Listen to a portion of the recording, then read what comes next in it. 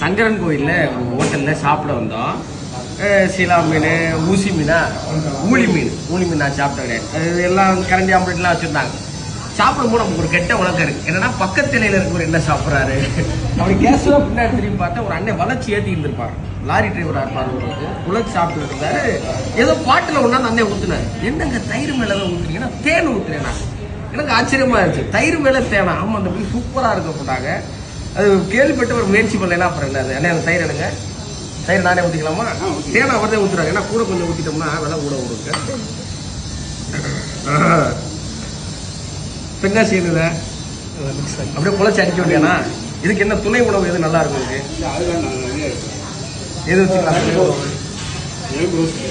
எலும்பு ரோஸ் இருங்க அளவு தெரியாம ஆர்வத்தில் குத்தணுமா? வேற ஏதாவது விடுமுறை விழுந்துச்சுன்னா உங்க ப்ரோக்ராம் தான் அட்டன் பண்ண முடியாம போயிடும்.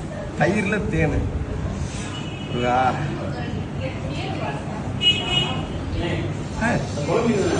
அருமையா இருக்க. லெசி சாப்பிட்ற மாதிரி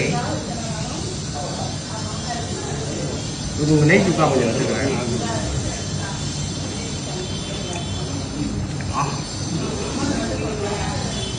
தயிர்ல தேனை ஊற்றி சாப்பிடலாங்கிறதே புது தகவல்.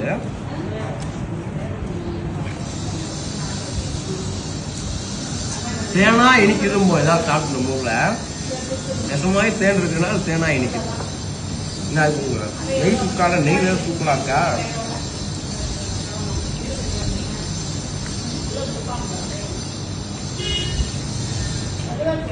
பிரமாதமா இருக்கு. ஒரு புது லீகை ஓப்பன் பண்ணி கொடுத்துருக்கீங்க. நான் அதை பல காம்பு வச்சு வீட்டில் ட்ரை பண்ணிக்கிறேன். நீங்கள் முயற்சி பண்ணி பாருங்க. அளவு தெரியாமல் தேனை ஊற்றி ஏதாவது ஆகி போச்சுன்னா என்னை கம்ப்ளைண்ட் பண்ணக்கூடாது. முன்னாடியே சொல்லிட்டு டிஸ்பிளே அதாங்க.